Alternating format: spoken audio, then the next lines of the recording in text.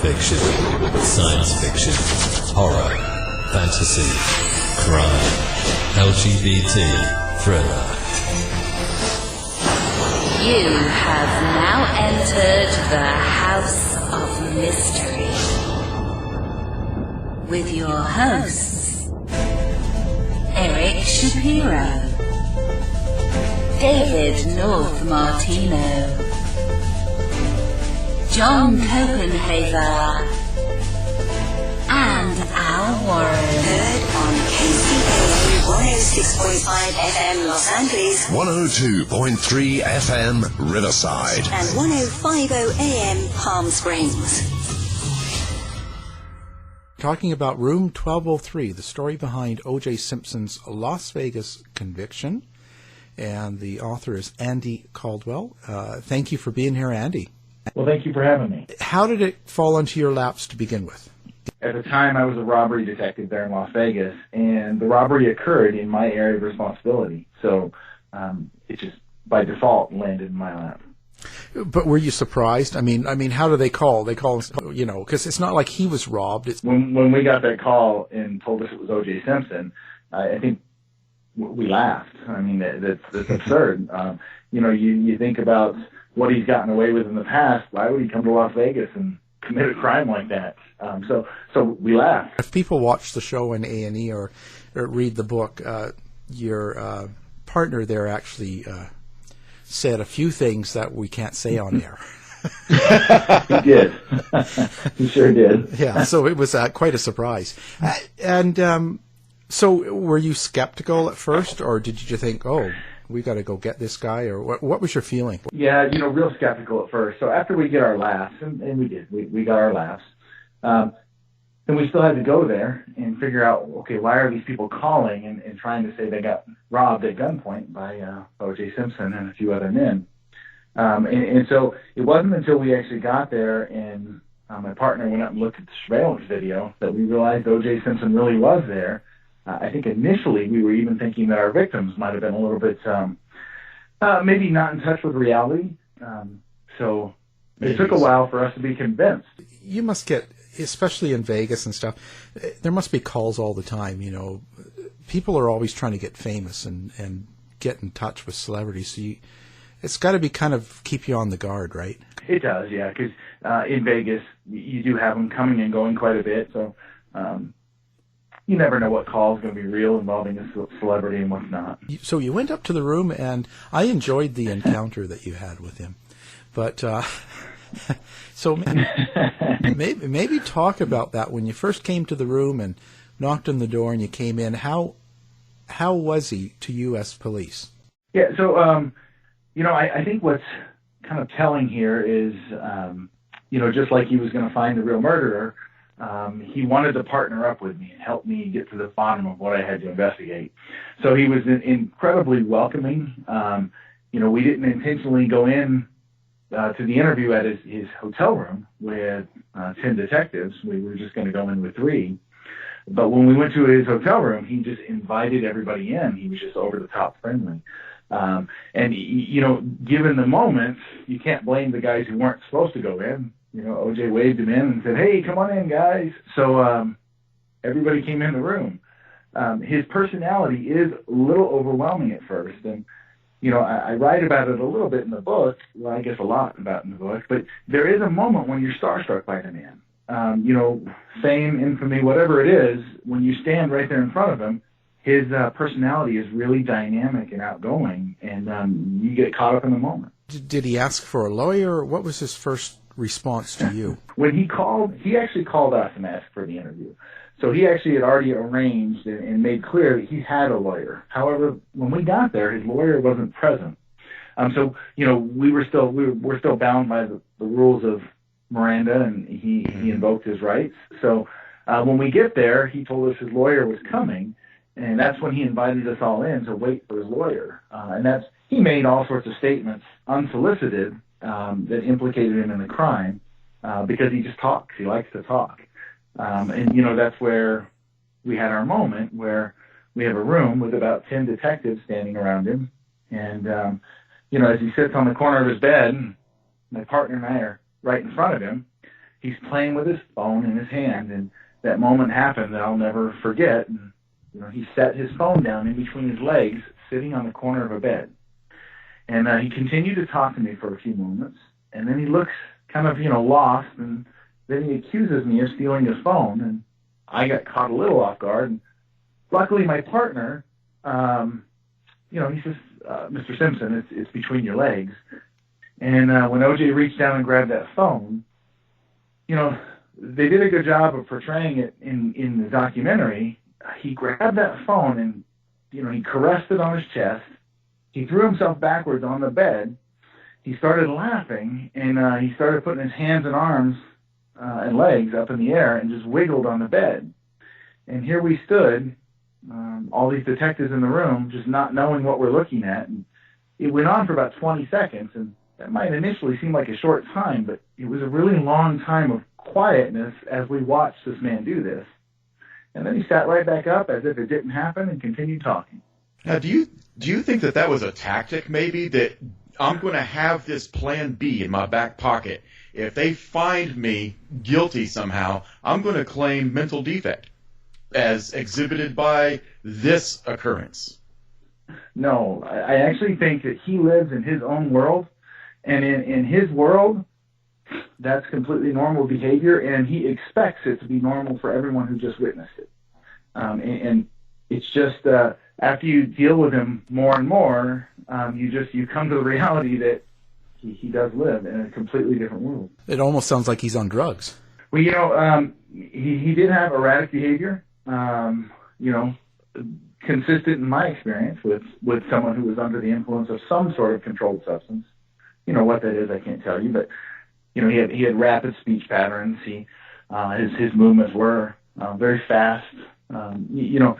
Part of what I read about in the book was one of the things that helped me get over that moment of being starstruck in front of him was the reality that he was wearing the same clothes that he was wearing the day before. And, that kind of sucks you back into that moment of, this is just another guy that I investigate who's a criminal, who's a crook, who's just a street thug committing crimes. And that helped bring it back. But then his behavior also helped see that he's not really deserving of that moment of being enamored with his personality. Now, when you say that his personality was overwhelming, would you say that would be across the board for everybody? For example, I'm not a sports fan. Don't care. I'm more into the intellectual pursuits. So would he have the same effect on me? I think he does. And by the way, I would barely call Naked Gun a movie, so I don't know if I could call it a movie star. I was reading the line, right? So. I think the guy has this inherent ability to be able to charm people, and I think he manipulates that for his own benefit and gain, whatever the circumstance is. So I think he's able to, we had all these audio recordings of him interacting with people before and after the robbery, and you see his ability to shift from memorabilia dealers to, his kind of thug co-defendants to the law enforcement. So you see this kind of chameleon-like personality that caters to each individual person to manipulate them for his own benefit. So, yeah, I think even those outside of sports fans or movie fans, he still has that ability to kind of charm you. Yeah, and I've seen that in where I work.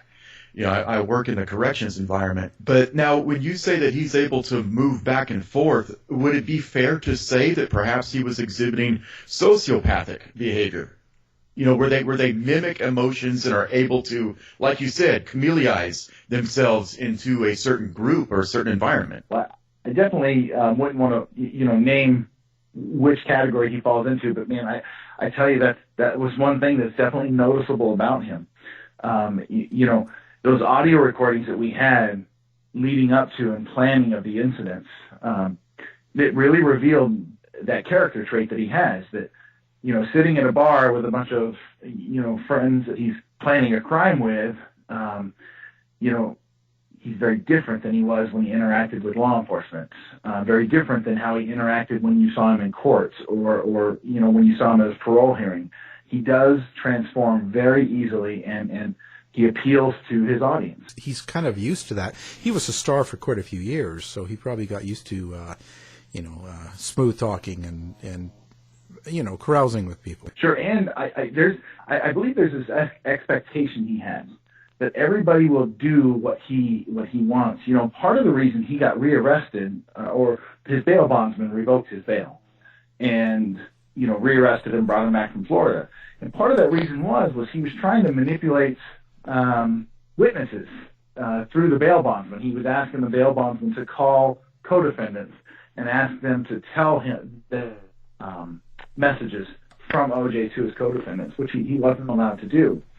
And clearly we have a voicemail, and he expects that to happen. There's no, this might happen, there's an expectation you will do this. And luckily the bail bondsman had the integrity to say, no, I'm not involving myself in this, and rearrested him.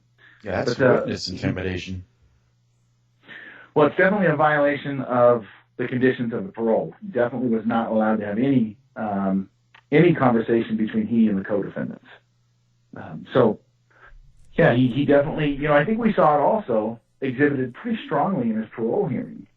His parole hearing was, it was dishonest as dishonest gets, but his expectation is everybody believes what he just said, regardless of its actual, truth. We see that with people that are rich and famous a lot. Right, almost living in their own bubble. Yeah, and they're used to having people around them that do a lot for them, so that just comes with it. Now, did he actually have a gun himself? No, we never established that he had a gun.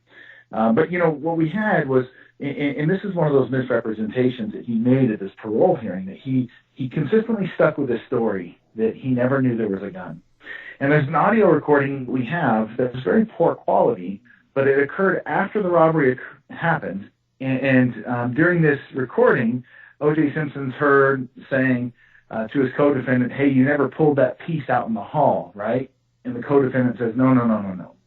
And then he then says, well, when they look at the video, they'll have nothing then. So that is straight That is straight coaching right there. Yes, and that audio recording was so wonderful because I think it's the strongest piece of evidence to corroborate what the witnesses said, that he asked them to bring firearms and that there were in fact firearms in the room, because he has consistently said there were no guns, or that he saw no guns, which is it's so absurd, it's hard to believe, but once you get to see and know his personality, he lives in this alternate world that truth doesn't matter to him.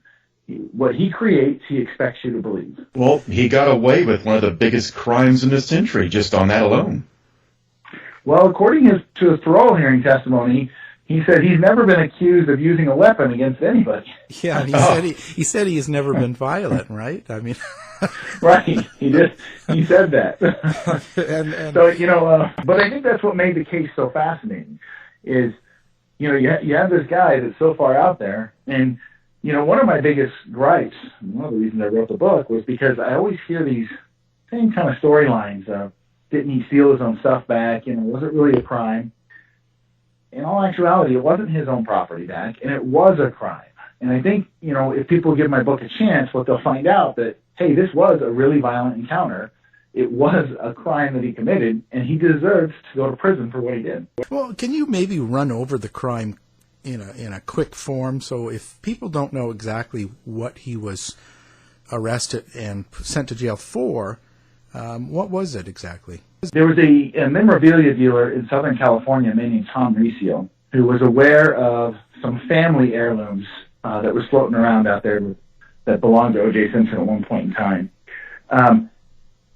Tom Riccio was aware that Simpson had just lost the rights to the book he wrote, If I Did It, and he was no longer going to get any proceeds from that book. So Tom Riccio was able to kind of manipulate O.J. Simpson's emotions and get him into a contract to exclusively sign some of those books for Tom Riccio. In return, Tom Riccio was going to connect him with some family heirlooms. That was the initial plan, and it all fell apart. So O.J. Simpson probably thought there was going to be different items in that room than what were actually there. And so what ends up happening is for O.J. Simpson to agree to sign these books for Tom Riccio agrees to get O.J. Simpson in touch with these family heirlooms in Las Vegas. Well, when the family heirlooms kind of fall apart, there's a last-minute fill-in of, hey, let's just bring some O.J. Simpson memorabilia, and we'll bring O.J. to that, and maybe that'll work, and he'll still sign the books for me. O.J. decided to do a little bit of side planning, where he contacted some men to come with him as security, to bring guns, and they were just going to steal the property back. And that's where it all fell apart.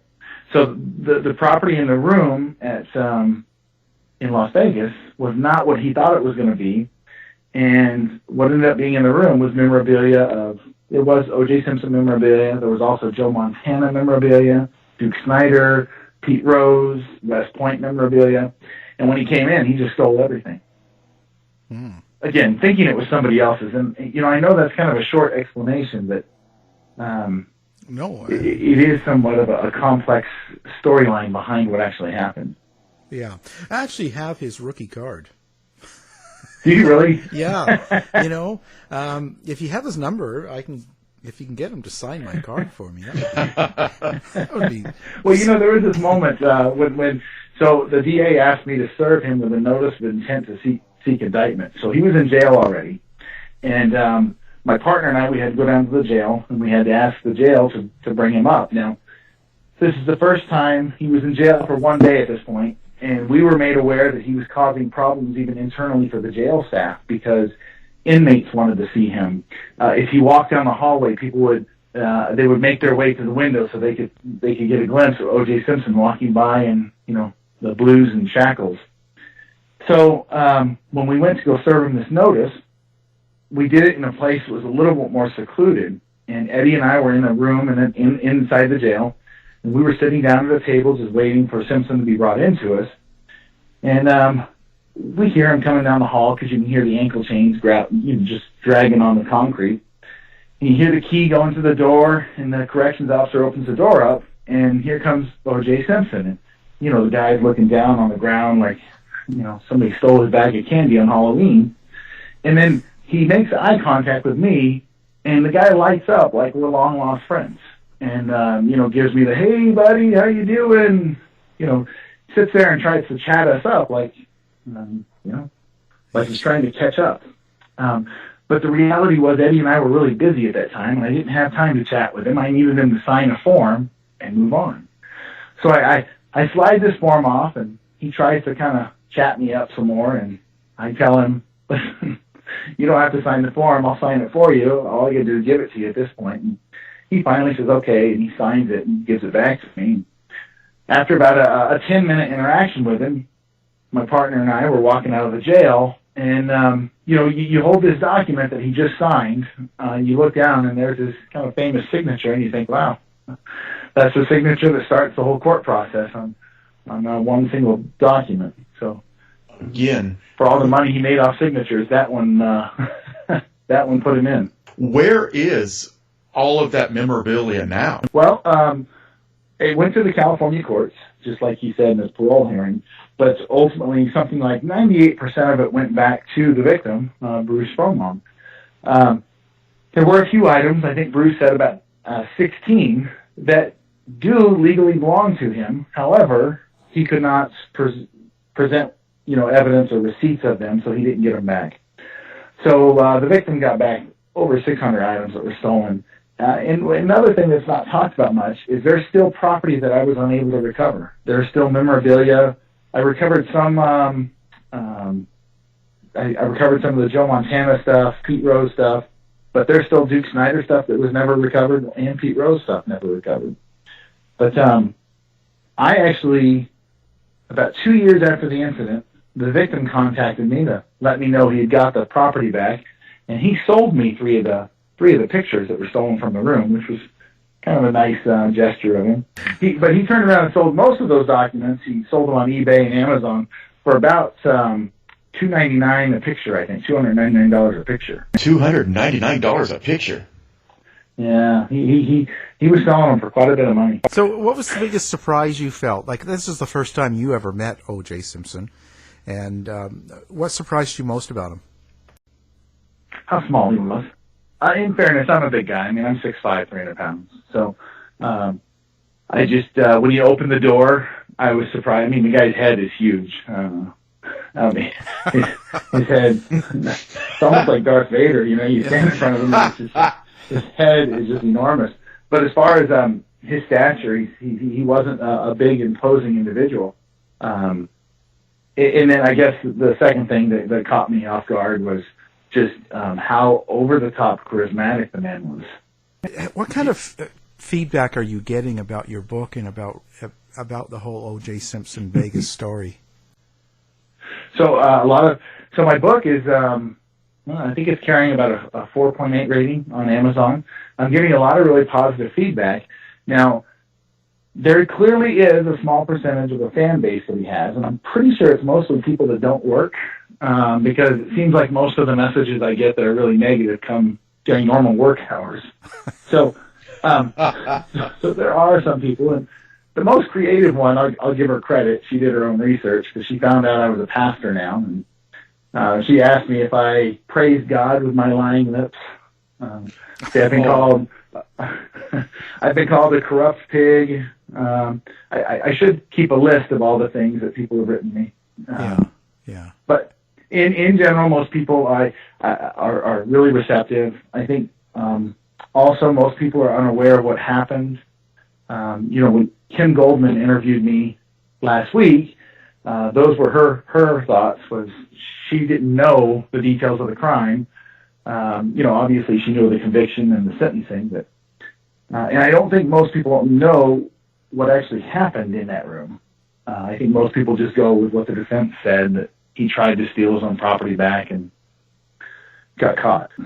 Yeah, there's a lot of armchair detectives, a lot of those nowadays.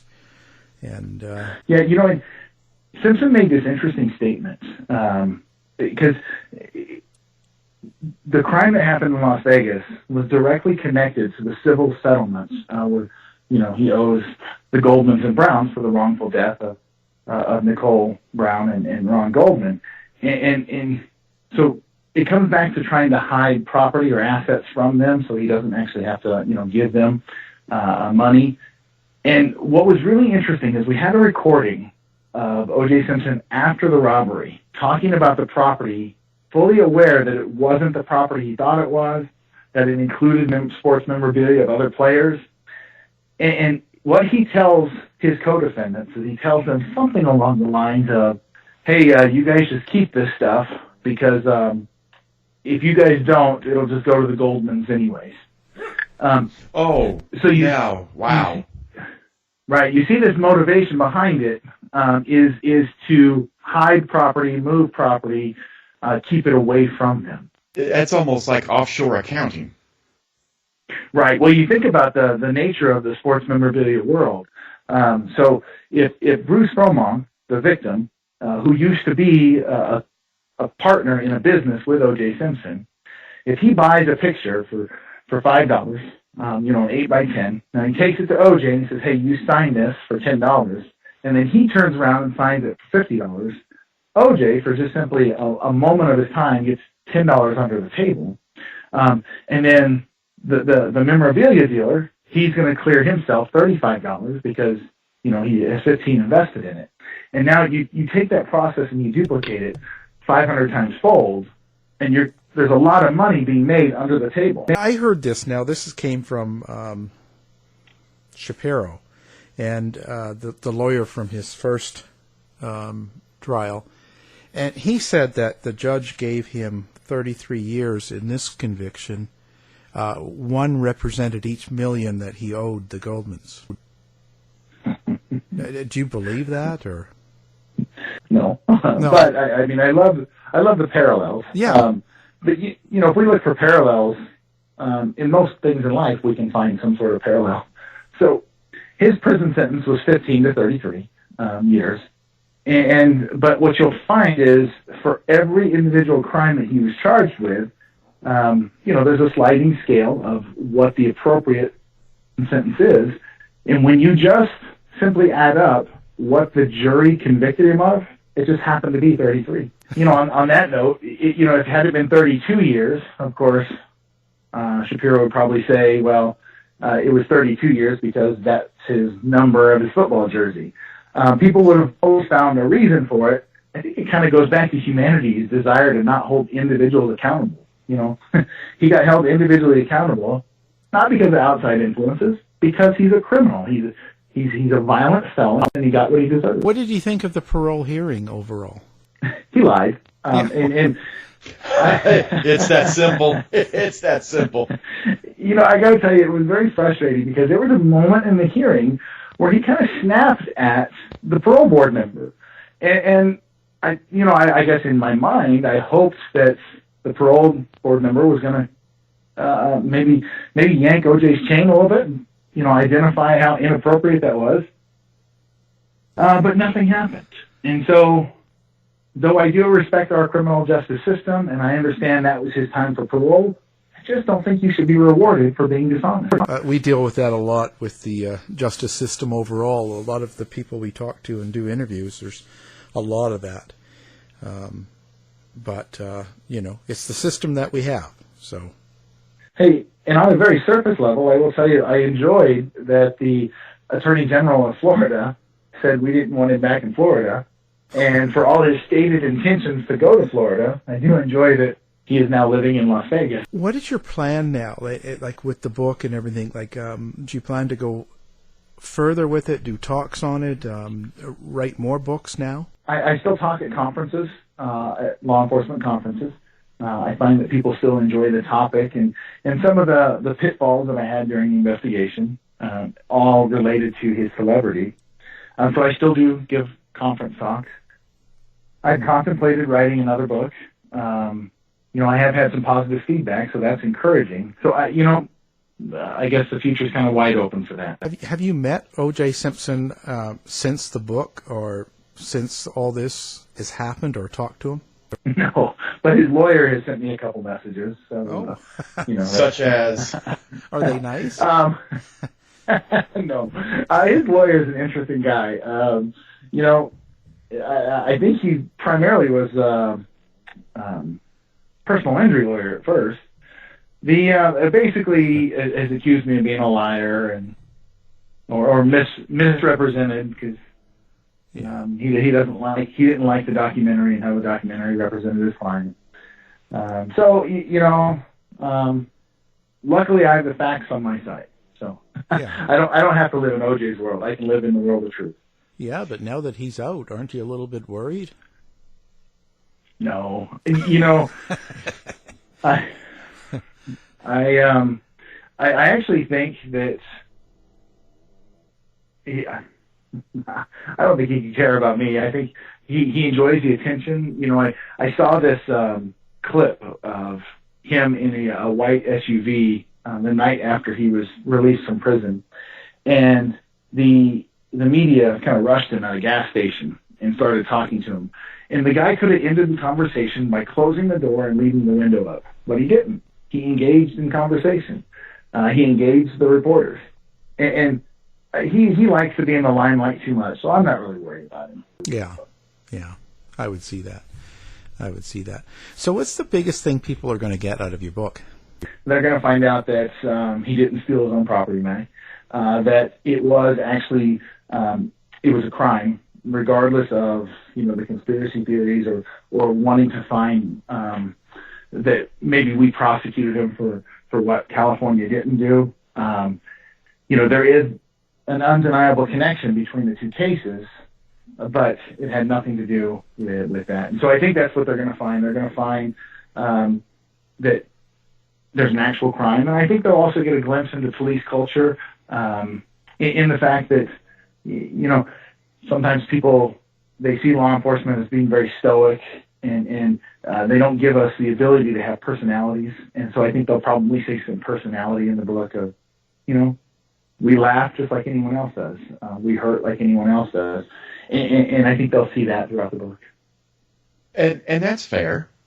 I mean, that is absolutely fair. People need to know the other side. They need to look at you as a person, not just this person, or not just this machine that, was, I don't know what the word I'm looking for is, somebody that tormented one of their heroes. Right.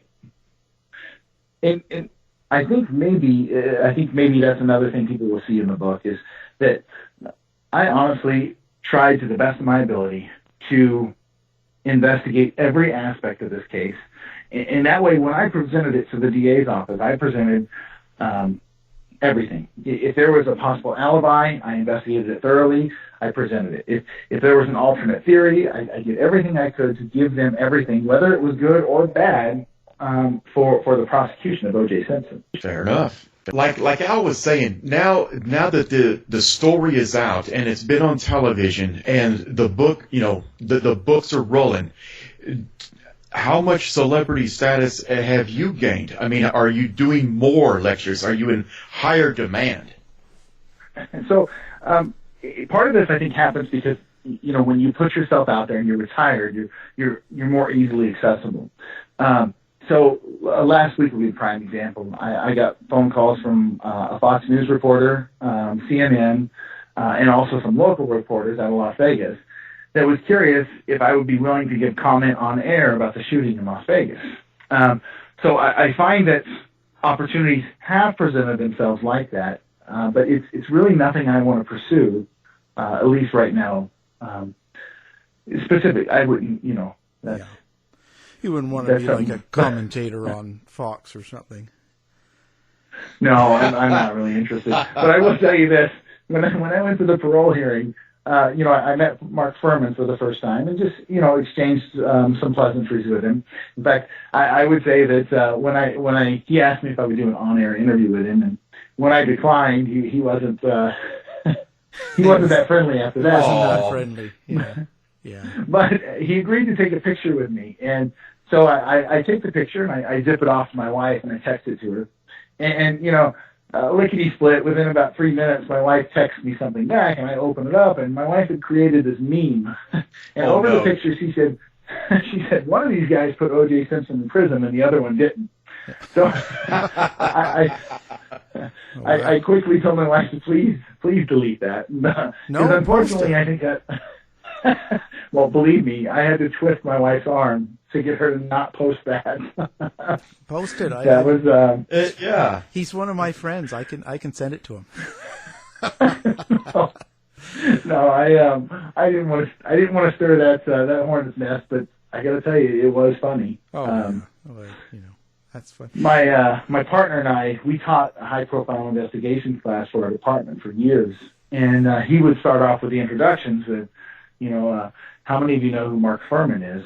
And, of course, most cops do. Whether you have a negative opinion or a positive opinion of him, most cops still know who he is. And then my partner would say, well, how many of you know Andy Caldwell? And a couple people would know. And then my partner would say, well, that's what you get for doing your job right, and that's what you get for doing your job wrong. Wow. Which, was always nice to hear. So. And all of this based on a glove that didn't fit. Well, what's funny is in the presentation I do now, I did quite a bit of research. In fact, I think Mark Furman's book is amazing. I read Marcia Clark's book, and I tried to read Chris Darden's book. I just couldn't get through it. He's just too angry. But, one of my hardest things to swallow was when he was confronted about, saying a racial slur. Yeah. Just say yes. It's not a big deal. Sometimes I think cops, we get so caught up in trying to maintain this image that we don't want to admit our failure. But just admit, we're people. We make mistakes. Let it happen. Yeah. I think with him, but it was a little bit more particular because he was pretty graphic and he said a lot of really bad things. It's not so much the use of the word, but I think it's the context of it. But I think you're right. Yeah. Yeah. I think it's something that you could never come back to. But the problem was they painted him to be a racist, which it sounds like he is, and then they tried to work the system as in, okay, that's the reason he did things, and it's hard to come back from that. I think that's probably one of the reasons that I was well suited for the case. In fact, when we were done with the case, and I say we because it affected my wife as well, I didn't want anything to do with O.J. Simpson. I had no interest. We were approached by two people about writing a book at the time, and I just wasn't interested. I just wanted to close the book, impound it, and be done with it. Yes.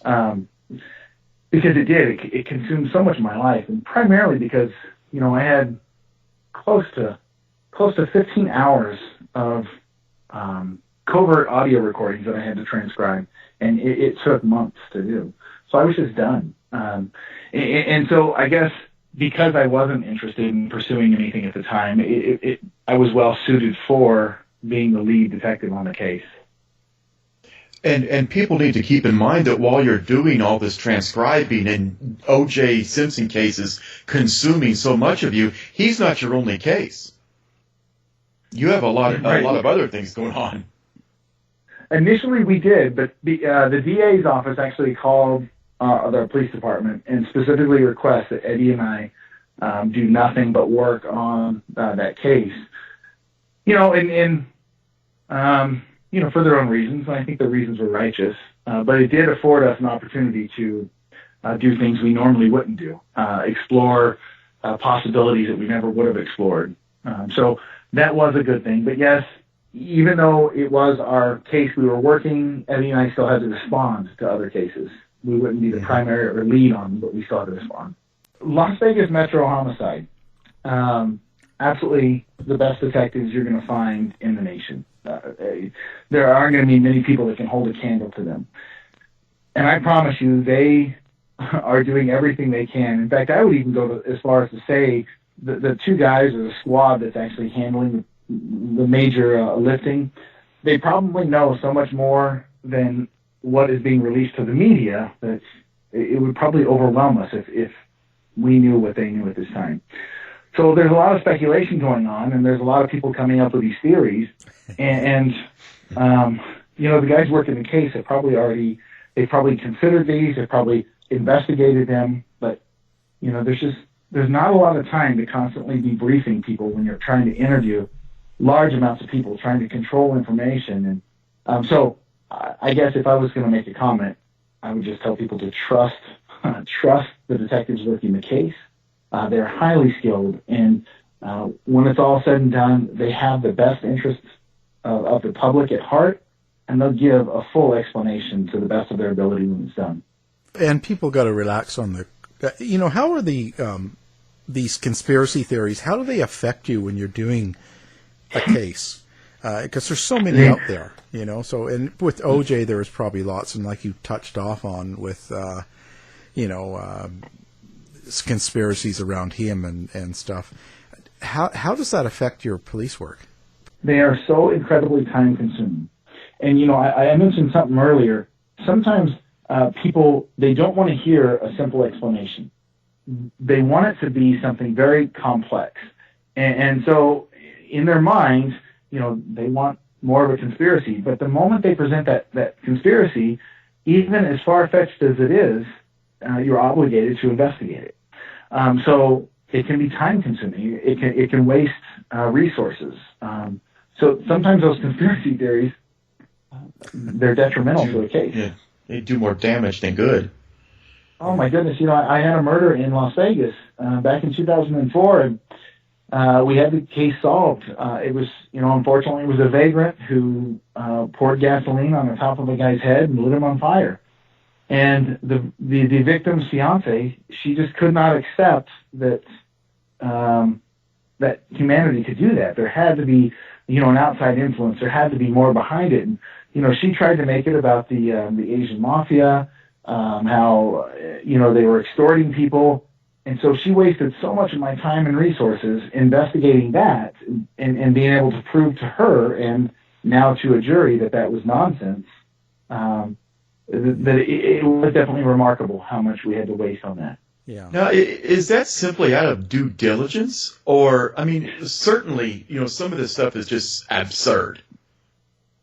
Right. Well, in this case, in the shooting case, it might be a little bit different. But if you're going to prosecute somebody for a crime, if there's evidence out there that might help a defendant, it's exculpatory in some way, you have to then give it to the defense.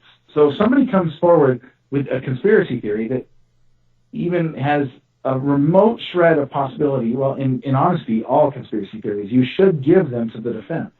Now, it gives the defense wiggle room to create that reasonable doubt. And rather than giving them the conspiracy alone that creates reasonable doubts, out of due diligence as an investigator, you should be investigating it fully. So when you give it to the defense, you also give them why, as an investigator, you were able to debunk it. So it can minimize damage in the future, in the prosecution. That's got to be hard to do because you can't always debunk a theory because there's just not enough evidence. Right. You just get to the best place you can with what you were provided, and I guess the most important thing is you don't sweep it under the rug. Once it comes to the surface, you got to address it. It creates tons of work. Yeah, I was going to say so it's got to be putting a load on the cops right now in Vegas because there's so much flying around, and most of it comes from the internet too. That's the worst part. Yeah, I've watched videos about the shooter on the fourth floor and the theories behind it. And it's just absurd. And again, I guess, and the implication on some of these theories are that it's a government conspiracy. Right. And it was Hillary Clinton, is what I was told. Well, yeah, my high-level sources tell me she did it herself. Yeah, she was on the fourth floor. Sometimes, people are just, they're bad by nature and they do bad things. And so it doesn't have to be this huge, clearly it can be large conspiracies, but it doesn't have to be. I guess we do have to look at Occam's razor. I think he might have knew what he was talking about there. Yeah, and so that touches off on cops and shootings and even racism. And what's your thought on that, being in the police force in Vegas and the high number of shootings that come out on TV now and stuff? Do you feel there's a racist element in the police force? And I know that's a loaded question. You can't say yes, but... Oh, no, I'm going to tell you no. I'm going to absolutely tell you no. I'm going to tell you from my experience with the people I worked around for almost 20 years on that department, that you call me in the middle of the night and say somebody's in your house, I'm not going to ask you what's your race, what's your sex, what's your gender, what's your preferences. I'm going to come help you to the best of my ability. I don't care what neighborhood you're in, I'm coming. Every person I ever worked with would have the same mentality. We want to help the public. We want to come to a resolution and a righteous resolution to whatever your problem is. I think one of the things about those body cameras that police are wearing now, if you ask me, they should be rolling all the time. There shouldn't be times where law enforcement has to turn them off. Right now there are. People can ask you or request you to turn them off. And as far as I'm concerned, as a public official, you should be able to record every bit of your interaction and let people see what law enforcement actually sees. And I think it would shock most of our public. Yeah. Well, that when we had the chief of police from Seattle on, he sort of hinted toward lack of training as a problem. And what's your thoughts on that? Then, if it's not race and there's not a race or sexual problem here, why are we seeing so much more of this on TV? Well, I think it fits a narrative that the media wants to put forward. But real quick on what the Seattle police chief said, I do think that there is a lack of training in some departments. I think Las Vegas Metro is on the cutting edge of that. But I do think there is value in training of de-escalation, of, trying to get people to calm the situation and bring everything down a level. And I think that's something it's valuable training for police departments to pursue. Let's de-escalate. Let's focus on de-escalation. Those claims of racism in law enforcement, numerically, statistically, they're not there. But unfortunately, I think, we get a story from Jimmy, and now Jimmy's word is gospel, and now we're going to repeat it, and so we form our opinions off of other people's opinions and not facts. And suddenly, if you just look at the facts, there's not this systemic racism or or oppression that's coming from law enforcement. It's been great talking to you. So now the book is out and available, of course, and they can get it at all fine bookstores, and it's by Wild Blue Press, so it's on their website and, of course, Amazon.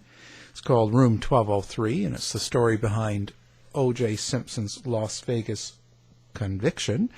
And the author's Andy Caldwell. Jeez, thank you for being here.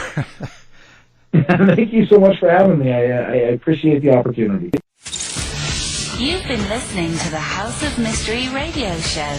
To find out more about our guests, hosts, or show, go to www.houseofmystery.com. Show's over for now. Was it as good for you as it was for me? Well, good night. This has been a production of Something Weird Media. I'll be back.